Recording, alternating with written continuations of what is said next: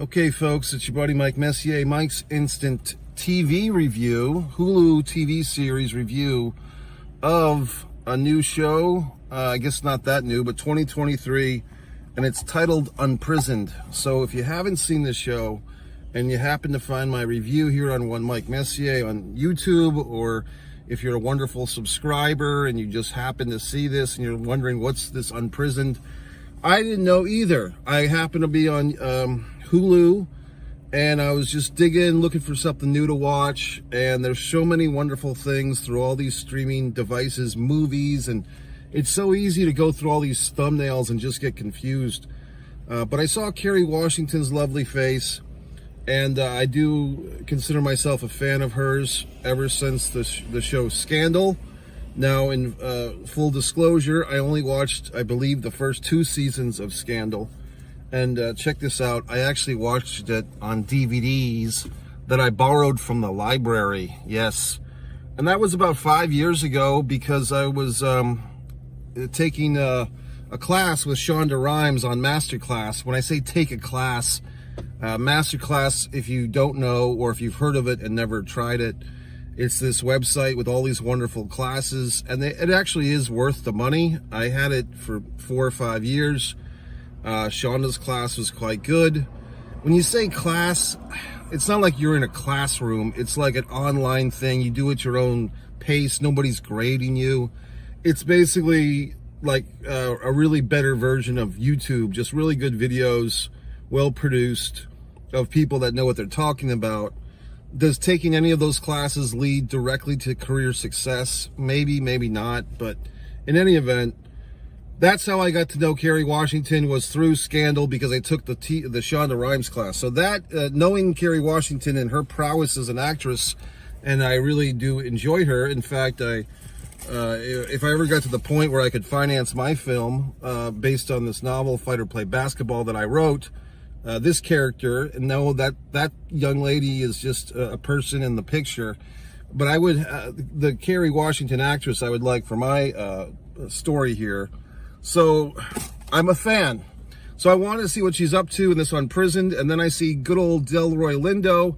I feel like he's one of these guys that is one of those underrated actors. When you say underrated, who's doing the ratings? You know, it's not like you have a list of actors and they're rated, but I don't know. I feel like Delroy is so dependable, so good. I know he's done a bunch of stuff, but I feel like, you know, Delroy is just a really hard-working actor, and I don't want to say unappreciated, but maybe he's a little unappreciated. I don't know, but I just feel like Delroy is maybe overlooked at times.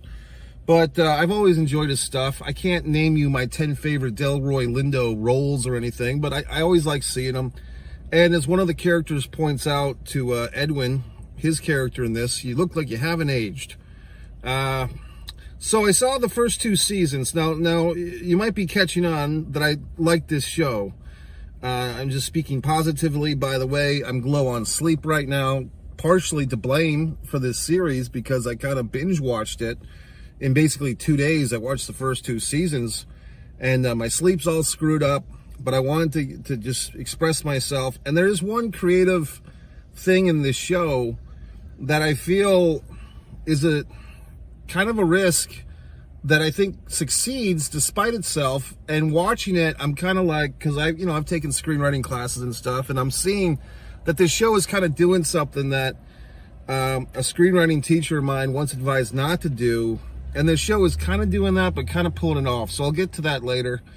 But first off, should you see the show? Should you not? Yes, I think watch the show. If you have Hulu, watch it.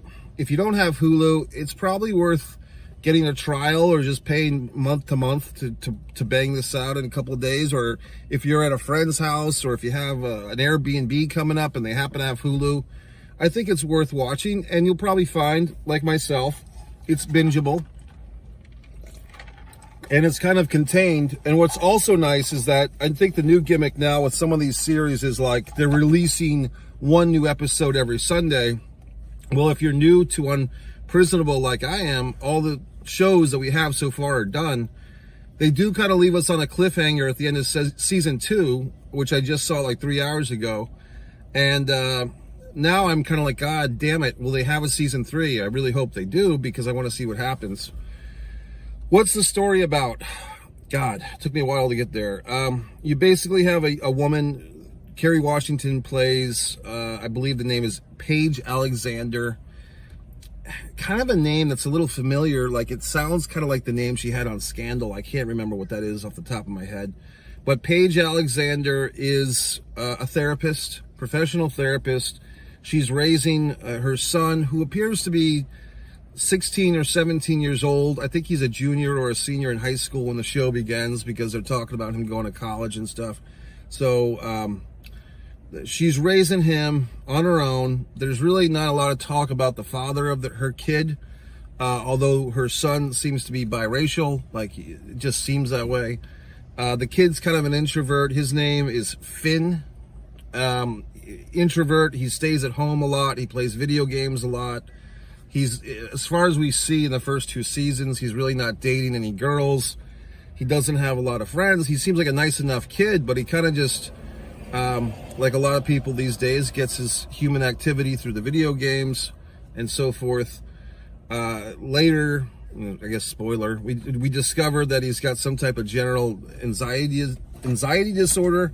But really what we feel from Finn is that he's quite a good kid, and his mother's just kind of overprotective, or very overprotective, and shelters her son from the ways of the world a bit too much. She's kind of overcompensating for the lack of a father figure. We do find out, as you know, in season 2, that the father figure is a fairly famous musician who alludes to himself, the musician father, having been canceled at some point. And I don't know if he was joking or if he really did have a scandal of some kind, the character that is, that were to cancel him. But he's living, the father that we barely know until like deep into season 2, is living in basically this mansion, and he says it's not because of his well-doing, it's because of his wife, who inherited money from a potato chip company.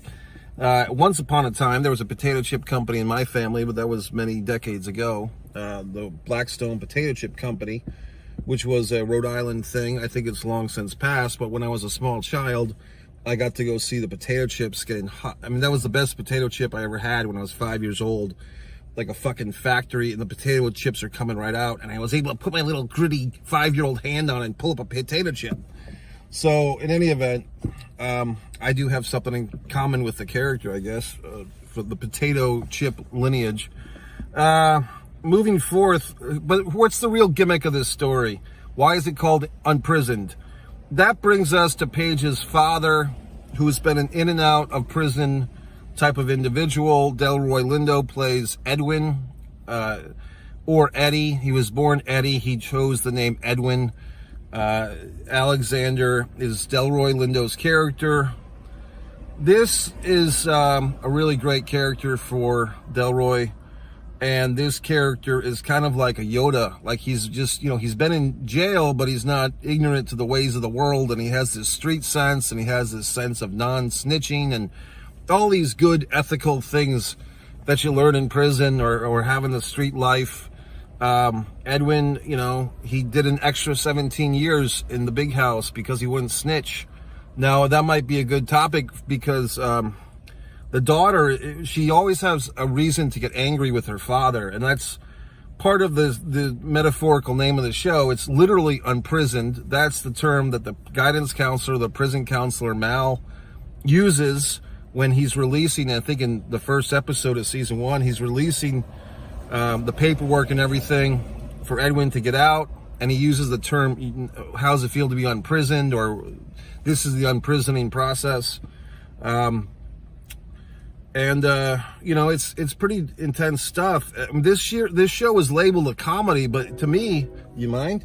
It's really a dramedy. There's like drama and comedy, and I really enjoy these types of shows. There was a show called Shrill that I reviewed. I think that was also on Hulu or something, with 80 Bryant, or whatever her name is, the lady from SNL did Shrill that I liked. But I like these shows that are about contemporary times, real people, or, characters that are pretty close to the vest of real people and so forth. Terry McMillan, I believe, is listed as the writer, and I don't know if she also directs this show a lot, but Terry, if I'm thinking of the same lady, didn't she do Waiting to Exhale, 25, 30 years ago, and Stella got her groove back? Is that the same writer? And you might be thinking, well, gee whiz, Mike, why don't you just Google it? Well, fine, folks, I can't Google and be on the phone at the same time recording this wonderful review.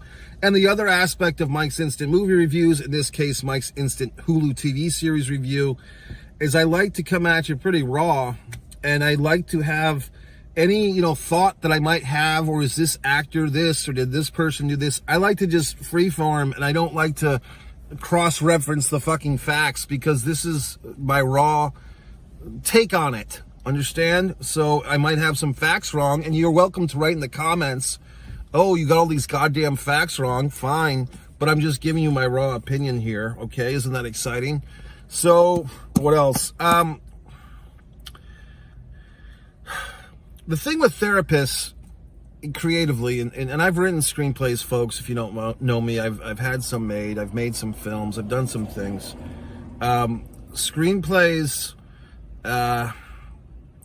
we've been seeing a lot of therapist characters for a long time, and I would kind of asterisk that, or put a pencil in it, and I would think that maybe not the beginnings of this trend, but kind of the origins, really got going in a year.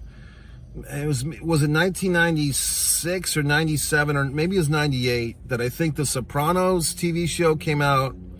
And in the same calendar year, you can correct me if I'm wrong, but a movie called Analyze This with Billy Crystal and Robert De Niro.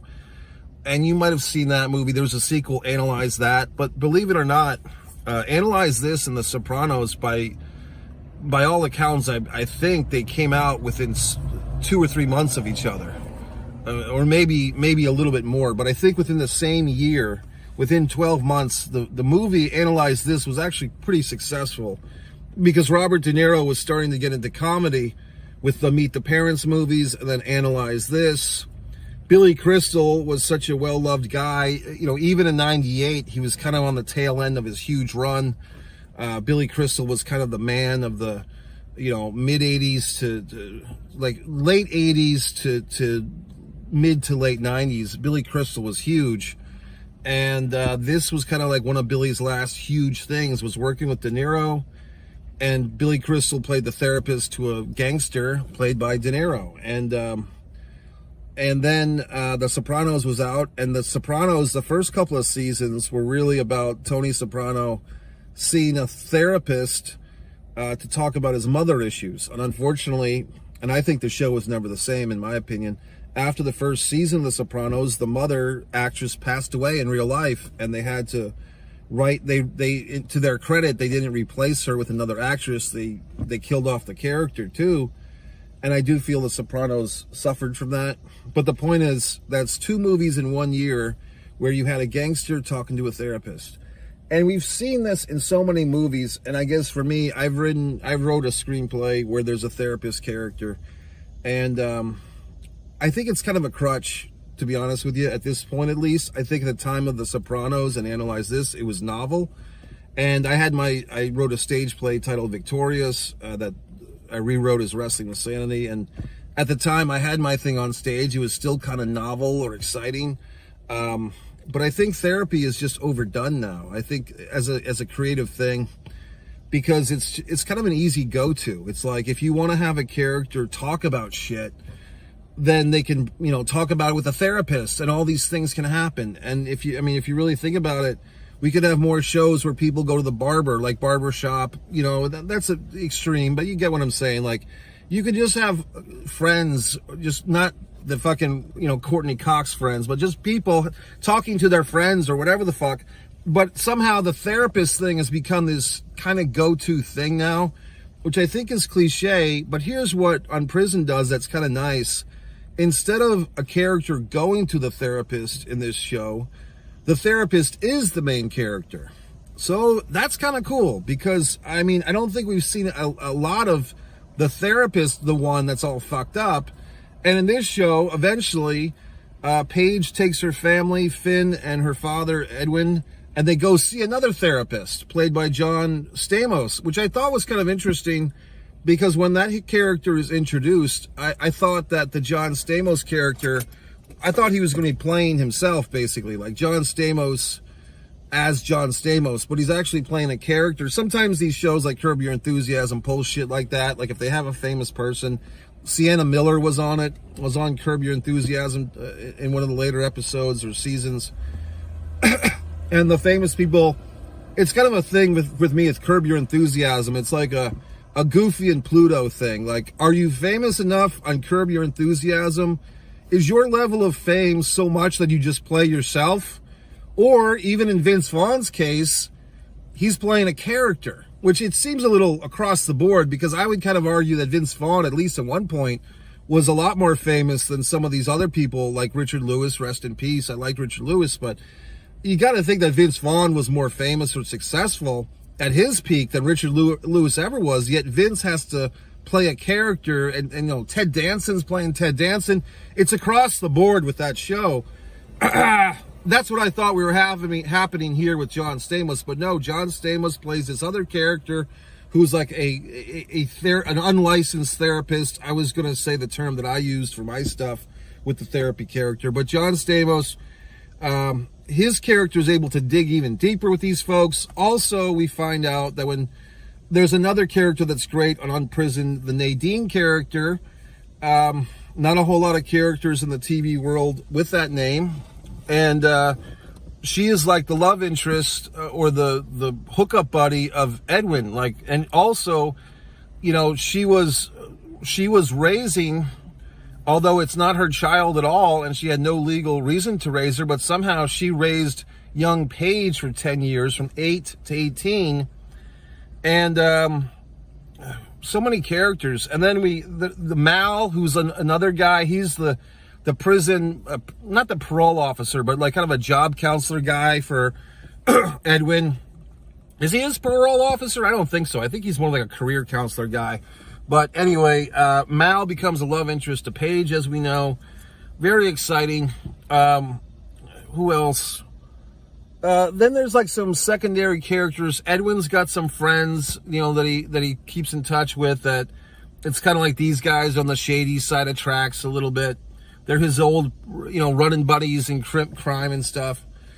But it's really like, I guess if you were to list the characters from top to bottom, it would be Paige, the Kerry Washington. Then like a 1A is Delroy Lindo as her dad. Then third from the top is the son, Finn. I would say fourth is probably Nadine, Delroy Lindo's, you know, kind of love interest, the pseudo stepmother. Fifth, you'd either say Mal, the love interest, or six, Esty, which is kind of like the adopted, like two girls that were raised together briefly in the foster care system, was Carrie's character Paige, and then her sister, I don't know the actress's name, but she played her like, they were both adopted by the same foster parents for a while.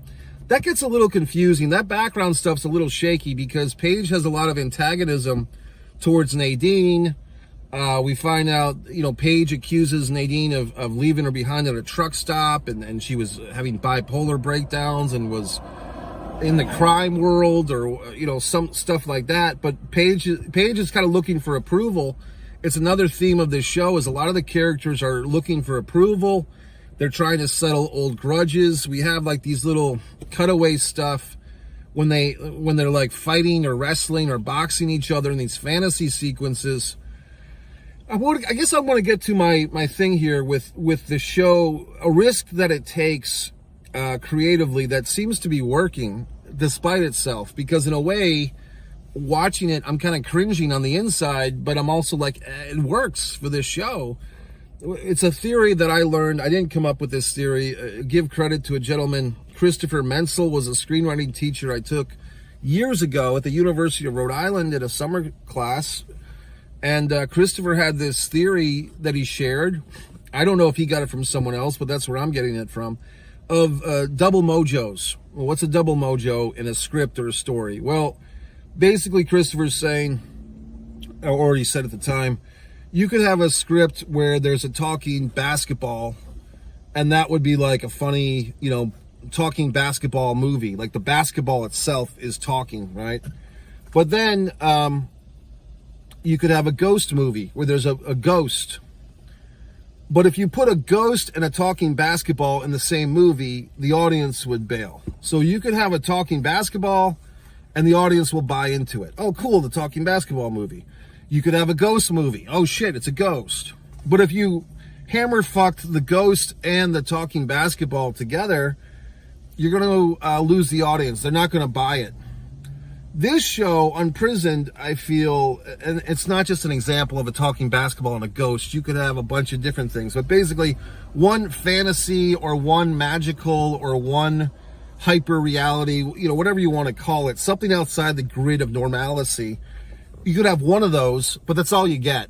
Because if you start super chunking them all together, the audience kind of rejects the whole thing, right? So in this show, I kind of feel like they're doing some double mojos, and I'll tell you what but once again, the show seems to be working. You have what I do like, which is Carrie Paige Alexander, pretty early on in the series, starts talking to little Paige. It's her inner child. It's an actress, a young actress who I think is great. Whoever this kid actress is, she's got to be 10 years old or younger or whatever, but I think she's fantastic, the little kid actor, because she's using very adult dialogue and stuff, because she kind of has the benefits of both being, a child and an adult at the same time, because it's a fantasy inner voice child that's personified by this young actress. And of course, only Paige can see her. Later, Paige sees her father's inner child and gives him a big hug. So she sees her own father's inner child. Edwin doesn't see his own inner child. I was kind of waiting for Finn, her son, like his 5-year-old self, to come crawling out, but he never did. It'd be kind of fun to see, Nadine's inner child, Estee's inner child. But so far, it's just been, Paige and her dad's. But I like these child actor routines. That's kind of cool, right? But I do, because the whole thing with therapy is you have to love your inner child. That's the whole thing. Then we also have what I don't like so much, but it does kind of work but this whole thing with like kind of what I'm doing now, Paige is always talking to her fucking phone because she's a YouTuber or an Instagrammer who feels the need to basically share all her shit with her followers. And it's not said that she's like a super elite, Jake Paul, what's his dick, Mr. Beast type of a YouTuber or whatever the fucker, but she's good enough to have some attention on her, and she gets to do a TED Talk and so forth. But in any regard, to me, that's like a technique, and the inner child thing's a technique that are kind of stepping on each other's toes. And here's another character, which I'm going to label the sounding board, which is someone has to listen to Paige talk with all her deepest thoughts, and that's Esty, the sister character. So we kind of have, in my opinion, a triple mojo, because we have three things. The inner child scenes. See, this is the good part of this fucking video. Everything else was kind of leading up to this. But we have the inner child scenes. We have the fucking Instagram where she's talking direct to the camera, on her live feed. And then we have the fucking, we have the sister, right? And they're all serving the same purpose, which is Paige gets to talk. Now, the reason why I think this works on this show, it's obviously working because of good writing, right? But I think it's really working because of the casting. I think with lesser actors or actresses, or both, it couldn't be pulled off, even with the same script. Because I think Kerry Washington is really so likable, even in her anxiety. Like, she's like all her traits that are kind of acknowledged by the show. She's kind of waspy, she's kind of annoying. She overthinks, she overanalyzes. But because Kerry Washington is so lovable as an actress, we kind of tolerate it. Like, at least I do. Like, we don't kind of bail on the show. And because the show, other characters call her character out, we're still in the part of this. At least I was, for 2 days, right? Watching this thing, which I don't really do that a whole lot. I'm not a huge binge watch guy, but with this I was. So that tells you something. It tells you it's a good show. No mystery. But basically, that's my big reveal. Like if you look at this show, if you've already seen it and you didn't notice this, just think what I'm saying about double mojos. Like, I think, I'm trying to think of some example. I mean, I think that's kind of maybe what turned me off to Game of Thrones. Like, I watched the first season. I really didn't get into it. Yes, you have dragons and you have this and you have that. And I get it. Like, the fantasy world or the fantasy genre is kind of exempt from this double mojos because it's fantasy. But like a different type of story, I'm trying to think of other examples where like they have the double mojo things. I think a lot of the successful stuff don't have the double mojos. Like the Talking Baby movies from 10 or 15 years ago, actually more like 30 or 40 fucking years ago. Look Who's Talking. You have the Talking Baby, Bruce Willis. I think by the time they got to like, and I never saw the third one or whatever the one was, the Talking Dogs, Look Who's Talking Now. I think people bailed because they're like, hey, we were with you for Talking Babies. We'll do Talking Babies, but now we got Talking Babies and Talking Dogs. And I think people just had enough of it. But there's other examples that you can find where it's just like too much double mojos, too many mojos. I worked on a screenplay once. It was a horror script and it had like, fucking stuffed, like basically like Chucky type of stuff, like, Chucky type of stuff, and then flashbacks to a murder and this type of shit. And the whole script had to be cleaned up. And the biggest issue was, double fucking mojos. And then of course I cleaned up the script and made it beautiful. And then the fucking director puts in a fucking puppet scene. So, I mean, as a writer, you do what you can, but people will find a way to fuck you in the asshole creatively if they can. And they do. So anyway, what else can I say about this show? I mean, I enjoyed it. I mean, okay. Some of the characters, I feel like I did take a little peek at IMDb to get some of these. It's hot as fuck, by the way. That's why I'm sweating now. Brenda Strong is the actress that plays Nadine. Apparently she was on Desperate Housewives, another show I didn't really watch. I'm aware that it exists. I saw a scene or two, but I never sat there and watched it. Okay. But she's very good in this. The kid that plays Finn, I think, is good. I think he's very on point as far as a modern kid who's kind of quiet and, he doesn't have this male role model. And so it just kind of reads in the way he deals with life.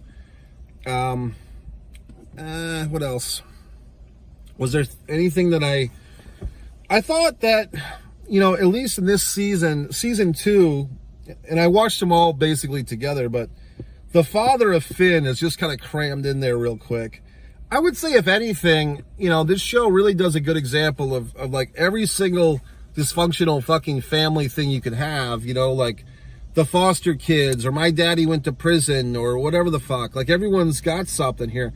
It would be nice via contrast, and maybe, I don't know if Mal's character is like that, but just like a character whose parents are just married and somewhat happy. You know what I mean? I'm not sure if they said that about Mal, the boyfriend slash guy, prison guy or whatever the fuck. There are some little, I don't know if I'd call them flaws, but you can see where this show financially, saves some money. For instance, there's a scene where Edwin drives the car and he doesn't have a license yet, and he's driving his grandson home. And we see like the sirens of the police car, and then he's telling his grandson, put your hands on the, because the whole thing with the mom is she wants her son to not get caught up in the crime life that her father did. So she overly protects her son, raising him like a veal so he doesn't go down the path of his grandfather. I do feel like we were kind of robbed of that. The police pull the fucking Edwin and Finn over because that's a highly dramatic scene. And then, yes, 4 years removed from the George Floyd situation, murder, death, whatever you want to call it, dying, arrest. Yes, all these things we know now. But I mean, I do feel like that's a real dramatic moment. And are they trying to just stay in the comedy realm? But I mean, like I said, I consider this a dramedy myself, I just feel like they kind of robbed us of some real stuff there. Like what the fuck happened, you know, when Edwin got arrested, and they talk about it later, but we don't see it. Or there was another scene earlier than that when Edwin drives illegally from Alabama back to Minneapolis. That's another thing I got to talk about. Why don't we see like Edwin cruising? Like, that sounds like a fun thing. Like, he's obviously got to be careful because he's driving illegally through several states, and they say he drove 1,500 miles in 12 hours. But I think we could have had a nice montage of him like driving and enjoying his freedom, and they just didn't show that. You know, like I'm saying, like, I think some of these scenes that I would have liked to have seen maybe a little expensive, but what the fuck, right? We're making a goddamn series here. Let's not hold back. There's some mentions to, I'm just hot as a fuck right now. I gotta roll up this window. Jesus God. Hopefully the video doesn't cut off, but it might. Anyway, if it cuts off, the series is good. But I just didn't like how it seemed like, I just gotta say this thing. Like, it's the Prince stuff in Minneapolis. They talk about Prince. They talk about this show taking place in Minneapolis. But I feel like we're in Anytown, USA. Anyway, folks, I'm so fucking hot now. I've suffered for this video. It's a good series. If you've watched it, leave a comment. I'm sure there's some wonderful, insightful thing I'm forgetting right now, but I feel like the proverbial dog that's been locked in the hot goddamn car. So subscribe to this channel, One Mike Messier, for Mike's Instant Movie Reviews. My films are One Man and a Camera Films YouTube channel. My beautiful artwork is on One Artist Mike Messier, and my pro wrestling and sports stuff is on One Pro Wrestling and Sports Fan YouTube channel. You're saying, well, gee whiz, Mike, you've told us so many things. Can't you give us one resting spot to see all your things? Where can we buy your wonderful novel? Where can we do this? Where can we stand you on social? Go to MikeMessier.com and just scroll to the bottom, and all that stand me on social shit. My books is all there. But I give a little tiny applause to Terry McMillan and Associates, Kerry Washington, Delroy Lindo, the lady who played Kim or Brenda. Very good show. I'm enjoying it. What do you think, fine folks?